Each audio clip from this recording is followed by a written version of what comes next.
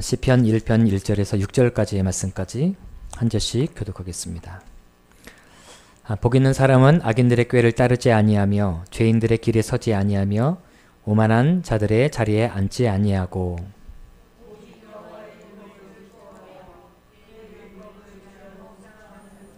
그는 시냇가에 심은 나무가 저를 따라 열매를 맺으며 그 잎사귀가 마르지 아니함 같으니 그가 하는 모든 일이 다 형통하리로다.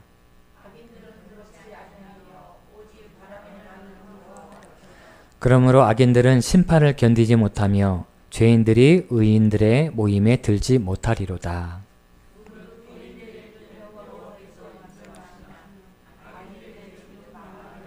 아멘. 기도하겠습니다.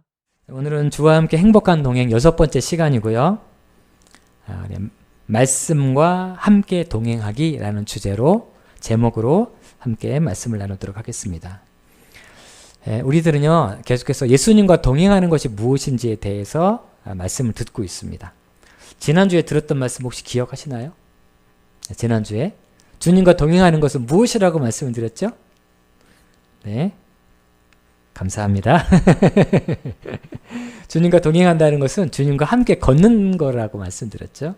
함께 걸으면서 주님의 뜻과 주님의 생각에 우리의 삶을 맞춰가는 것이다 라고 지난주에 말씀을 드렸습니다.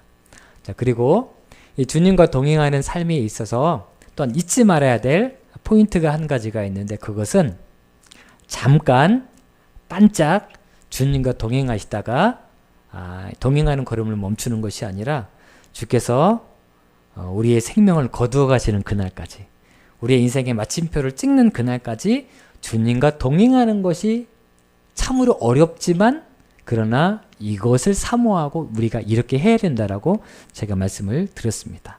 그래서 지난주에 열심히 교회에서 한순간에 열심히 충성하다가 갑자기 사라지시는 분이 계시다고 그랬죠.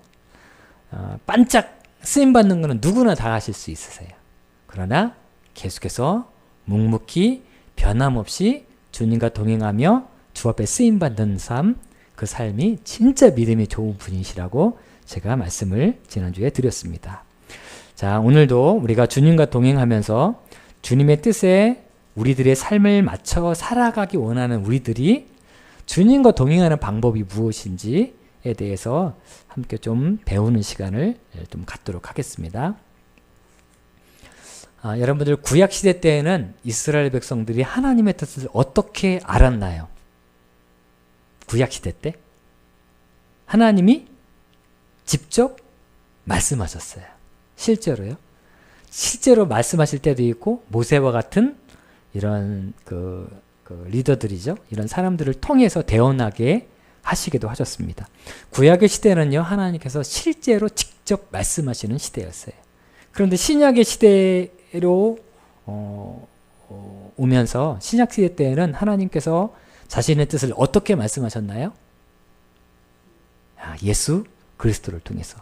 예수님께서 실제로 나타나셔서 예수님께서 실제로 하나님의 선하시고 온전하시고 기뻐하시는 뜻이 무엇인지, 복음이 무엇인지 말씀해 주셨습니다.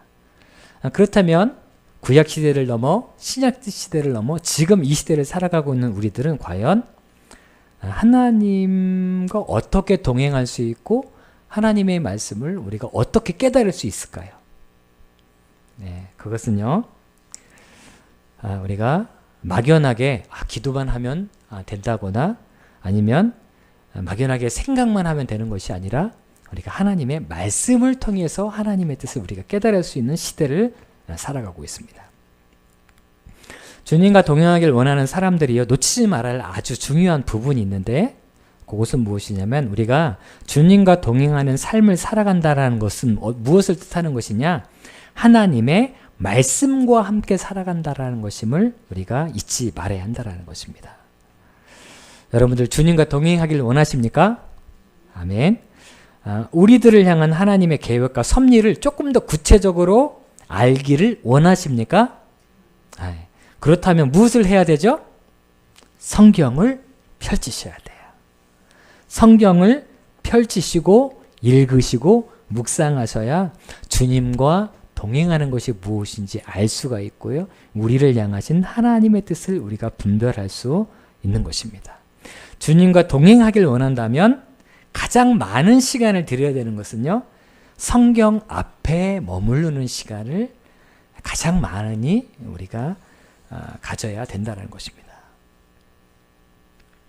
우리가 마음으로는 하나님, 주님과 동행하고 싶어요. 주님, 저를 향한 하나님의 뜻을 알고 싶어요. 라고 열심히 기도는 하지만, 그렇게 생각은 하지만 성경을 펼치지 않는다면 그것은 마치 무엇과 같냐면요. 감나무 밑에서 주님 감 먹고 싶어요. 열심히 기도하지만 감이 언제 떨어지나? 왜 이제 안 떨어지나? 이렇게 보는 것과 마찬가지예요. 감을 먹으려면 어떻게 해야 되죠? 기도했으면 올라가셔야죠. 따서 드시면 되는 겁니다. 이게 뭐냐면 성경을 펼치시는 거예요. 주님과 동행하는 것이 무엇인지 알고 싶다. 나를 향한 주님의 계획이 알고 싶다. 주님, 저를 향한 주님의 계획이 알고 싶어요. 알고 싶어요. 말씀하지만 성경 앞에 머물러 있는 적이 없으시면 주님께도 어떻게 알려주실 도리가 없으세요. 그러니까 성경을 펼치셔야 한다는 것입니다. 오늘 말씀은요. 이 부분을 우리에게 가르쳐주고 있는 말씀이에요. 자, 오늘 본문의 말씀 2절은 제가 3절은 여러분들이 한번 읽어보시도록 하겠습니다. 오직 여호와의 율법을 즐거워하여 그의 율법을 주야로 묵상하는 도다.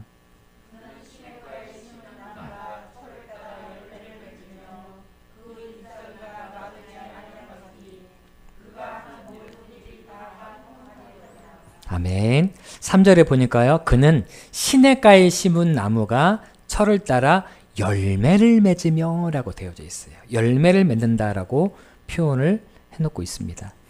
여러분들, 철을 따라 열매를 맺을 수 있는 사람은 어떤 사람이죠? 바로 주님과 동행하는 사람들이에요. 왜냐하면 열매는 우리 스스로 맺을 수 있는 것이 아니기 때문입니다. 그리스도인에게서 열매는요. 누구와 관계가 되어져 있냐면 바로 예수님과 관계를 가지고 있을 때 열매를 맺을 수 있어요. 자, 요한복음 말씀에 이 말씀 통해서 우리에게 이미 언급해 주셨습니다. 자, 한번 읽어보실까요? 요한복음 15장 4절은 제가 5절은 여러분들이 읽어보시겠습니다. 내 안에 거하라 나도 너희 안에 거하리라. 가지가 포도나무에 붙어있지 아니하면 스스로 열매를 맺을 수 없음같이 너희도 내 안에 있지 아니하면 그러하리라.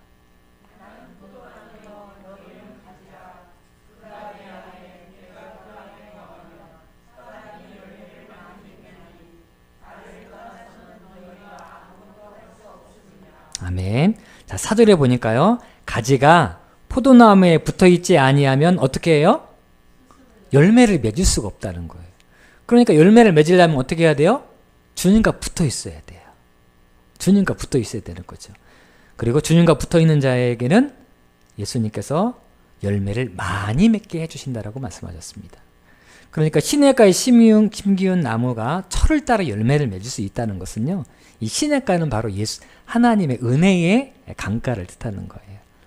그리고 은혜의 강가에 뿌리를 받게 되면 이 강가에서 계속해서 하나님께서 은혜를 허락해 주시는 것이죠.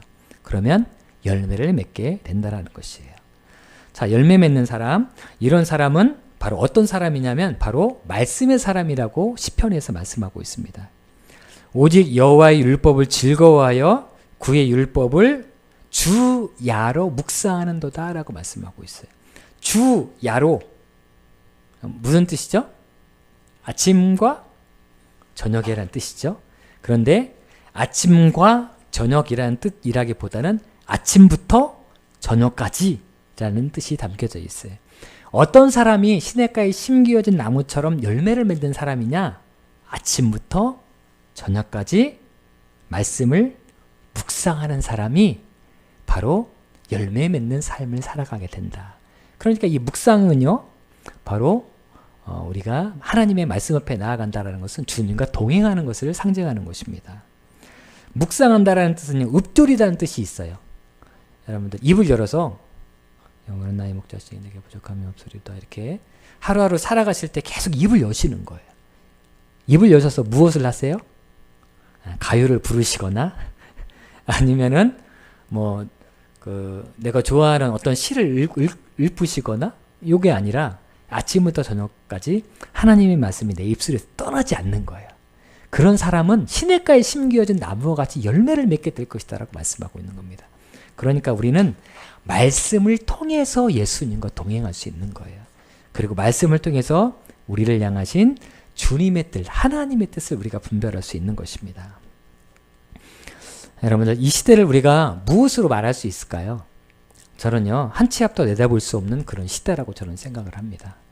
제가 2, 3년 전에 온누리교회에서 있는 로그온이라는 어떤 강의를, 세미나를 제가 들으러 간 적이 있는데요. 그때 4차 산업혁명이 일어나게 될 때에 어떤 일이 벌어질 것인가에 대해서 이렇게 강의를 들었었어요. 여러분들도 아시는 것처럼 4차 산업혁명이 일어나면 우리가 지금 가지고 있는 직업 중에서 없어질 직업들이 수도 없이 많다라고 그때 이야기를 했었습니다. 그런데 말이죠. 4차 산업혁명은 급격하게 우리의 삶을 바꾸는데 코로나19 바이러스는 이 변화를 더 빠른 속도로 우리에게 가져다 주었습니다. 이제는요, 정말 광속으로 세상이 바뀌는 시간이 앞에 도래하게 될 거예요. 지금은 이거 괜찮은데 라고 생각했는데 눈을 감고 뜨면은 바로 이것이, 이 직업이 없어지는 그런 시대가 온다라는 것입니다. 그런데 여러분들, 이렇게 불투명한 미래가 우리 앞에 있어요. 그런데 우리는 이 불투명한 미래를 어떻게 헤쳐나갈 수 있을까요? 어떻게 나갈 수 있어요? 길이 보이지 않잖아요. 이 길을 우리가 어떻게 헤쳐나갈 수 있냐면 주님과 말씀으로 동행하면 되는 것입니다. 그것이 바로 시편 119편 말씀에 나와 있어요. 자, 한번 읽어보시겠습니다. 자, 시작. 주의 말씀은 내 발의 등이요 내 길의 빛이니이다 라고 이렇게 말씀을 하셨어요. 자, 칠흑같이 어두운 밤이 있으면 내 발 한 발자국이 보여요? 안 보여요? 안 보이죠. 한 발자국도 안 보이는데 저 먼 길, 내가 앞으로 걸어가야 될 인생의 길이 보이나요? 안 보이나요? 보이지 않습니다. 지금 우리는 이런 시대를 살아가고 있어요. 그런데 말씀을 펼치면 그 말씀께서 우리의 삶을 인도해 주신다는 것입니다. 주의 말씀이 내 발의 등이에요. 등불이 돼서 내 앞에 어디를 걸어야 될지를 보여주시겠다는 거예요. 그리고 주의 말씀은 내 발의 등이요 내 길의 빛이니이다. 내 인생 길게 우리가 걸어가야 될 인생의 길들이 있잖아요. 그 길들을 빛으로 비춰주신다는 거예요. 말씀으로. 그래서 우리가 그 길을 보고 걸어갈 수 있는 그런 은혜를 허락하여 주신다는 것입니다. 이것이 바로 말씀으로 동행하는 자에게 주시는 하나님의 은혜인 것입니다. 여러분들, 예수님께서는요 말씀이셨어요. 그런데 말씀이 육신이 되셔서 육신의 몸을 입고 이 땅에 태어나셨죠. 그리고 육신의 몸을 입고 태어나시고 십자가에 못 박혀 돌아가시고 난 다음에 부활하시고 승천하셨습니다. 그러면 예수님과는 영영 우리가 빠이빠이인가요? 네, 그렇지 않아요. 예수님과 우리가 어떻게 계속해서 만나고 있냐면 성경 말씀인 이 말씀을 통해서 우리가 만날 수 있는 것입니다. 요한복음 1장 1절의 말씀, 예수님이 말씀이셨다라고 우리에게 가르쳐주고 있어요. 읽어보시겠습니다. 시작. 이 말씀이 하나님과 함께 계셨으니 이 말씀은 곧 하나님이시니라. 아멘. 이 말씀이 누구예요? 예수님. 원래 예수님은 말씀이셨어요. 말씀이 육신을 입고 오셨죠. 그리고 이제 하늘에 계시지만 이 예수님이, 말씀이신 예수님은 성경 말씀을 통해서 우리와 함께 하십니다. 그래서 우리는 성경을 통해서 예수님과 동행할 수 있고요. 우리가 성경을 펼치면 예수님께서 우리의 인생의 길에 빛을 비춰주시고 걸어가야 될 길들을 알려주시고 성경을 통해서 우리와 동행하시는 거예요. 우리가 이것을 꼭 잊지 말아야 합니다. 우리들의 인생의 길을 명확하게 우리가 이 땅의 길을 알 수가 없어요. 이 땅을 살아가고 있는 그리스도인들의 삶을 무엇으로 표현하고 있냐면요. 비유를 하고 있냐면 광야를 지나고 있는 이스라엘 백성들과 비유를 하면서 보통 말씀을 많이 듣습니다. 광야는요. 길이 없는 곳이에요. 그리고 오늘은 있었지만 내일은 길이 사라질 수 있는 곳이 광야입니다. 제가 성지순례차 제가 이집트도 가봤고요. 그리고 요르단과 그리고 이스라엘 땅을 제가 밟아봤거든요. 근데 그 차를 타고 광야를 지나가는데 정말 마음이 답답하더라고요. 왜냐하면 너무 똑같아요. 여기나 저기나 푸른 것이 없습니다. 그냥 회색빛이에요. 온 땅이 회색빛인데 길도 보이지 않습니다.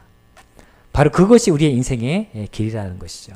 그런데 우리가 인생의 길을 어떻게 우리가 광야와 같은 세상에서 우리가 어떻게 길을 갈 수 있어요? 말씀으로 길을 찾아서 가는 것입니다. 제가 예전에 한번 언급한 적이 있는데요. 자막을 띄워주시면 광야는 히브리어로 미드바르라고 이렇게 일컬어집니다. 그런데 하나님의 말씀은 더 바르예요. 그러니까 바르가 똑같죠. 같은 어근입니다. 광야는 어떻게 지나갈 수 있느냐? 하나님의 말씀으로 지나갈 수 있다는 것이에요. 광야는 어떤 곳이냐? 하나님의 말씀을 만나는 곳이 광야라는 곳입니다. 그렇기 때문에 광야를 지나고 있다면, 길을 알 수 없다면 우리가 말씀 속으로 들어가야 돼요. 그러면 말씀을 펼치면 말씀이 우리의 인생의 길을 가르쳐 주시고 비춰 주시는 것입니다. 그래서 하나님께서 출애굽한 이스라엘 백성들을요, 광야로 이끄신 거예요. 무엇을 가르쳐 주시기 위해서요? 말씀으로만 이 광야를 통과할 수 있다는 것을 가르쳐 주시기 위해서요. 신명기 8장 3절의 말씀을 제가 한번 읽어보겠습니다. 너를 낮추시며 너를 줄이게 하시며 또 너도 알지 못하며 내 조상도 알지 못하던 만나를 내게 먹이신 것은 사람이 떡으로만 사는 것이 아니요 여호와의 입에서 나오는 모든 말씀으로 사는 줄을 내가 알게 하려 하심이라 라고 말씀하세요. 광야의 길을 왜 걷게 하신 줄 아느냐? 그것은 너 살아가는 거, 이 땅의 힘으로 살아가는 거 아니야. 하나님의 모든 말씀으로 살아가는 거야. 하나님의 말씀으로만이 광야를 통과할 수 있어 라는 것을 가르쳐 주기 위해서 이스라엘 백성들이 광야를 지나가야 했다라는 것입니다. 여러분들, 믿음의 조상이 누구죠? 아브라함.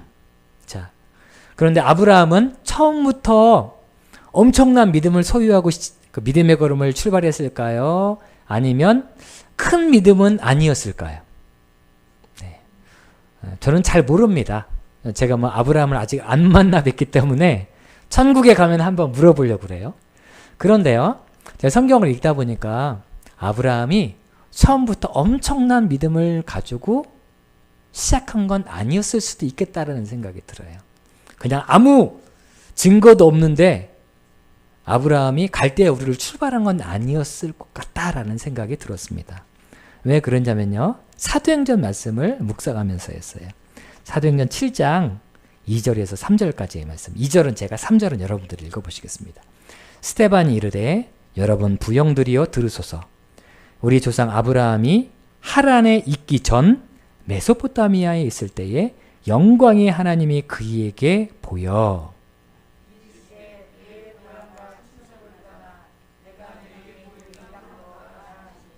아멘.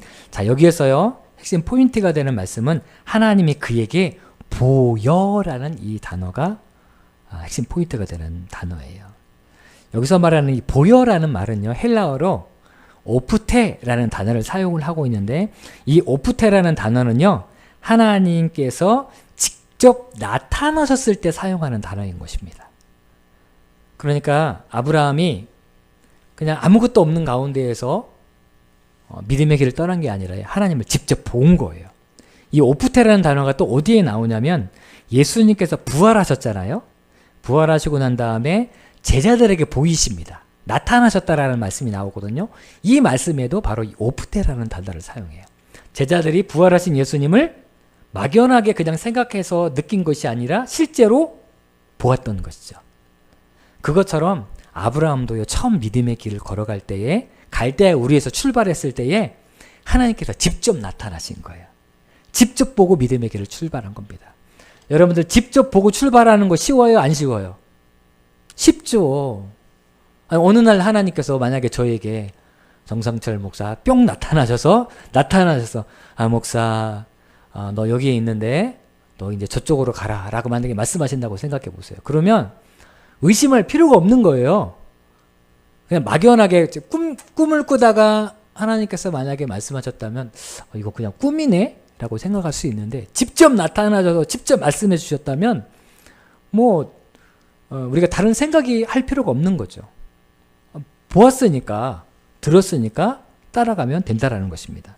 그런데 말이죠, 아브라함이 믿음의 조상이라고 일컬어지는 이유는 이것 때문이 아닌 것입니다. 아브라함이 갈대아 우리에서 첫 출발을 할 때가요, 사실은 몇 살인지 잘 몰라요.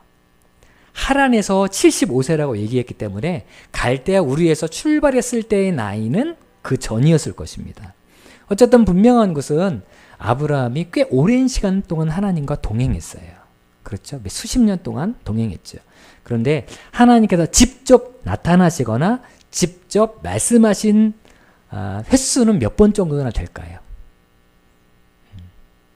날마다 하나님께서 말씀하시고 하나님께서 날마다 나타나셨을까요? 안 그러셨을까요?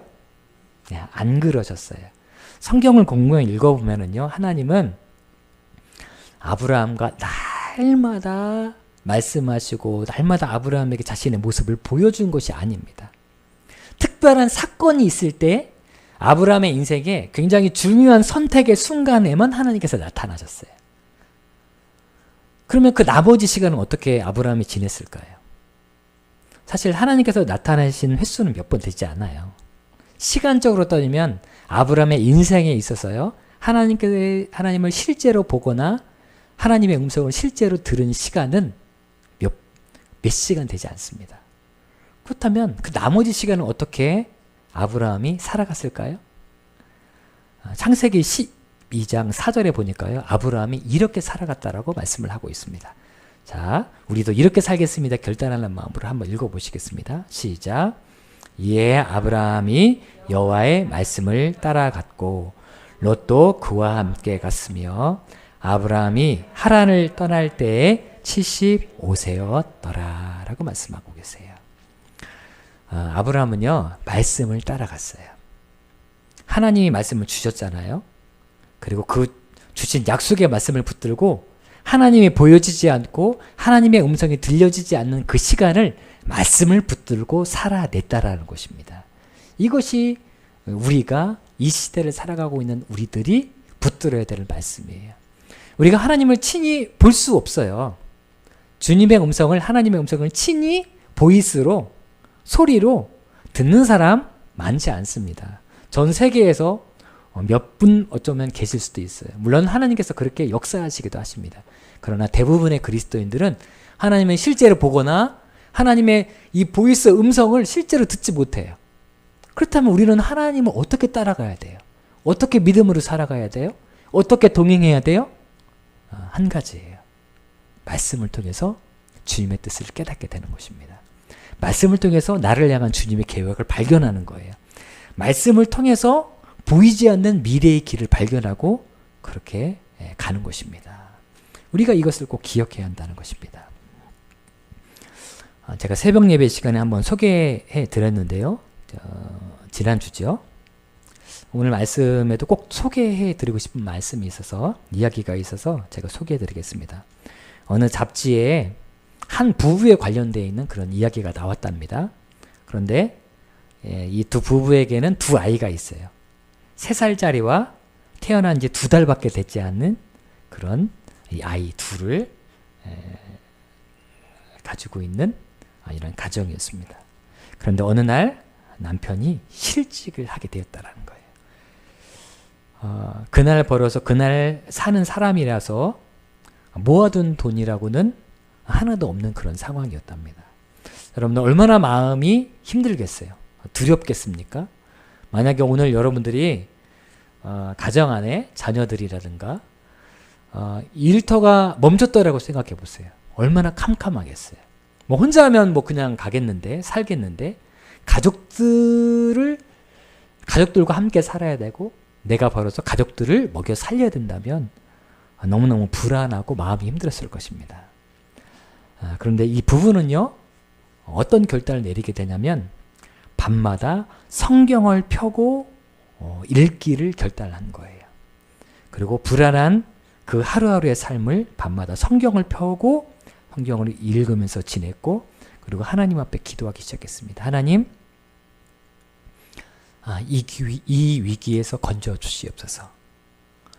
직장을 허락해 주시옵소서라고 함께 기도하면서 살아간 거예요. 그런데 그때 하나님께서 이렇게 기도하는 중에 마태복음 6장 33절 말씀을 보게 하셨다라는 것입니다. 너희는 먼저 그의 나라와 그의 의를 구하라. 그리하면 이 모든 것을 너희에게 더하시리라. 하나님은 보이지 않아요. 예수님께서 뿅 나타나셔서 막 말씀으로 말씀하신 게 아니에요. 그런데 성경을 펴고 말씀을 읽고 기도하는 중에 하나님께서 마태복음 6장 33절 말씀에 감동을 주신 거예요. 이 말씀으로. 그리고 이 말씀을 붙들었습니다. 아무리 어려워도 하나님의 뜻을 따르는 것을 가장 우선순위에 두자라고 결단을 하고 그렇게 계속해서 하루하루를 지나가게 되었어요. 근데 이쯤 되면 하나님이 다 나타나셔야 되잖아요. 나타나셔서 뭔가 좀 막 보여주셔야 되는데 그렇지 않은 것입니다. 말씀을 펴고 기도를 하기 시작했는데 하루가 지나고 이틀이 지나고 일주일이 지나고 10일이 지나고 한 달이 지났는데도 아무런 변화가 없는 거예요. 마음이 점점 조바심이 생기기 시작하겠죠. 그런데 이 부부는요, 붙들었어요. 무엇을 붙들었어요? 말씀을 붙들었어요. 약속의 말씀을 붙들었습니다. 하나님께서 이 말씀을 나에게 주셨으니 내가 이 말씀 붙들고 살아가면 하나님께서 분명히 우리의 삶 가운데 살 길을 열어주실 것이다라는 믿음을 가지고 이 말씀을 붙들고 막 기도한 거예요. 주님은 하나님께서 이 말씀 주셨잖아요. 기도하기 시작한 것이죠. 그리고 그렇게 하루하루를 지내가다가 넉 달이 되었을 때에 남편이 드디어 취직을 하게 됩니다. 신발을 파는 가게에 취직을 하게 되었고요. 그리고 열심히 일하게 됩니다. 그리고 처음 받은 그 첫 봉급을 앞에다 탁 놓고 아내와 함께 감사의 기도를 하나님 앞에 드렸다라는 것이에요. 여러분들, 이 이야기는 남의 이야기지만 우리 시대로 가지고 오면은요, 실직을 했다라고 한번 생각해 보세요. 지금 코로나19 바이러스 때문에 자영업 하시는 분들 너무너무 힘드시잖아요. 실직 가시는 분들 너무나 많으십니다. 얼마나 앞이 캄캄하겠어요. 보이지 않잖아요. 나는 그리스도인이지만 그리스도인 중에서도요, 실직 가시는 분이 계세요. 너무 힘들고 어려운 분들도 계십니다. 그런데 그 어려움을 어떻게 헤쳐나갈까요? 하나님이 나타나시는 것도 아니시고 예수님의 음성이 막 들려지는 것도 아닌 것 같아요. 우리가 그 어려운 시간에 어떻게 해야 되냐면 성경을 펼치는 거예요. 그리고 기도하는 겁니다. 그리고 하나님께서 말씀하신 그 말씀이 있다면, 감동을 주신 말씀이 있다면 그 감동 주신 말씀을 붙드는 거예요. 그리고 붙들고 그 말씀으로 한 걸음 한 걸음 살아가는 겁니다. 그러면 반드시 우리의 살 길이 열려져요. 우리가 걸어가야 될 길이 보이지 않았는데, 너무 막막했는데, 너무 희미했는데 차츰차츰 안개는 걷혀지고요. 우리가 가야 될 길이 명확하게 보여지게 됩니다. 그러니까 말씀을 붙들어야 돼요. 사랑하는 여러분들, 하나님께서 말씀을 주셨으면 어떻게 해야 돼요? 삶으로 살아내야 돼야지. 순종하면서 주신 말씀대로 살아가야 합니다. 그 말씀이 바로 시편, 오늘 읽은 본문 말씀 1편의 우리 1절 말씀만 한번 읽어보시겠습니다. 1절, 자 시작.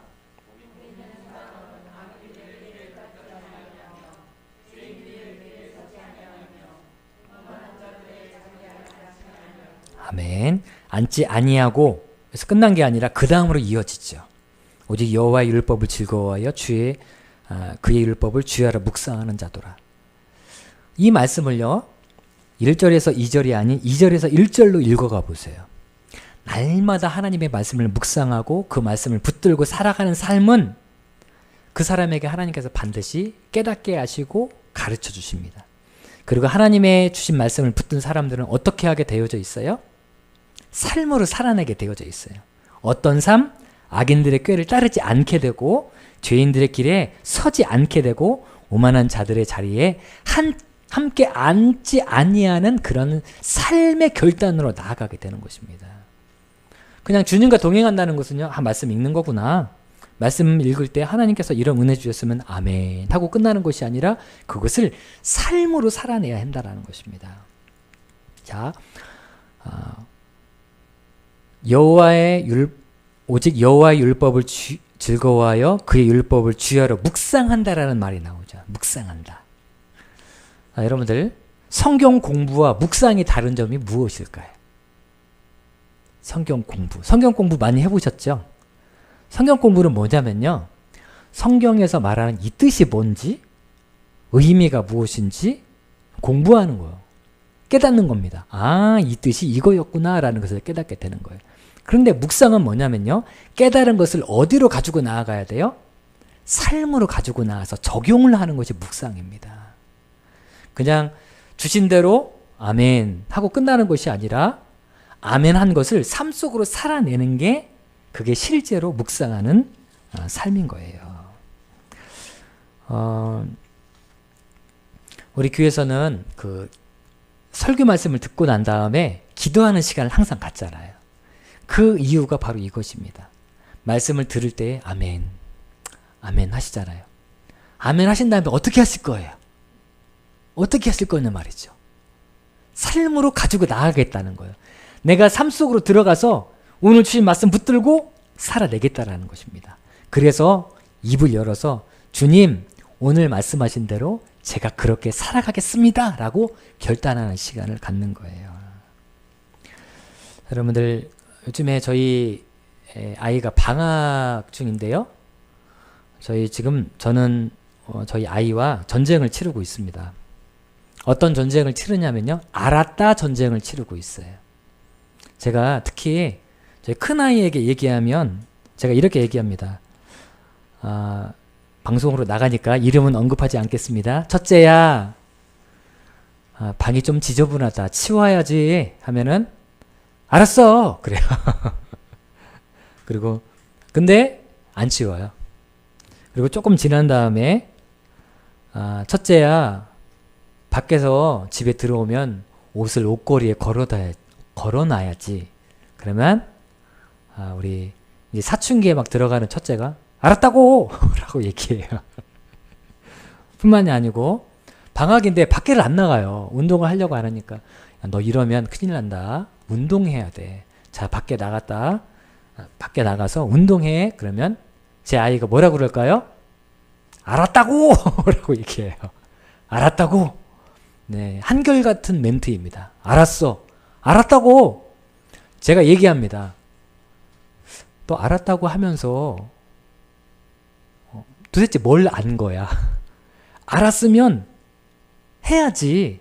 알았으면 정리해야 되고, 알았으면 옷을 걸어놔야 되고, 알았으면 나가서 운동해야 되지. 그런데 네가 자꾸 알았다고 하는데 그렇게 하지 않으니까 아빠가 이렇게 자꾸 이렇게 얘기하는 거잖아 라고 얘기하면 저희 1번 첫째가 뭐라고 얘기할까요? 알았다고! 라고 이렇게 얘기를 합니다. 처음부터 알았다라는 거예요. 그런데 이 아이의 삶에는 뭐가 없어요? 네, 삶으로 살아내는 것이 없는 거예요. 그러니까 자꾸 말씀을 하잖아요. 똑같은 말을 계속해서 반복해서 하잖아요. 그럼 우리는 하나님 앞에 알았다고요. 그럼 하나님께서 말씀하실 겁니다. 도대체 뭘 아는 거니? 라고 우리에게 말씀하실 수가 있어요. 여러분, 중요한 것은요, 주야라 묵상하는 자는 악인들의 자리, 꽤 오만한 자리의 자리에 함께 앉지 아니하는 삶의 자리로 나아가는 것처럼 우리도 그렇게 나아가야 합니다. 하나님 알았다고요 에서 끝나는 것이 아니라 주님 순종하고 이렇게 순종했습니다 라고 우리 삶의 자리로 나아가야 돼요. 그것이 바로 주님과 동행하는 사람들의 모습인 것입니다. 자, 오늘 우리 함께 찬양하시겠는데요. 찬송가 445장에 태산을 넘어 험곡에 가도라는 찬양이 있습니다. 1절에 보니까요. 태산은 뭐죠? 너무 높은 산이에요. 힘든 산이죠. 우리가 오르기 힘든 산이에요. 험곡, 험한 골짜기예요. 우리가 가기 너무너무 어려운 곳이에요. 그런데 그런 곳에 갈지라도 빛 가운데로 걸어가면 예수님이 빛을 비춰주세요. 말씀으로 빛을 비춰주십니다. 그리고 그 말씀을 붙잡고 가면 주께서 항상 지키시기로 약속한 말씀을 변치 않다라는 것을 깨닫고 그 말씀을 붙들고 가는 거예요. 2절 캄캄한 밤에 다닐지라도 주께서 우리의 길이 되어주십니다. 나에게 밝은 빛이 되어주시니 길을 잃어버릴 염려가 없어요. 그러니까 우리가 말씀 속으로 나아가서 말씀 속에서 역사하시는 예수님을 만나는 것입니다. 우리 다 함께 이 찬양하시고 결단하면서 기도하시겠습니다.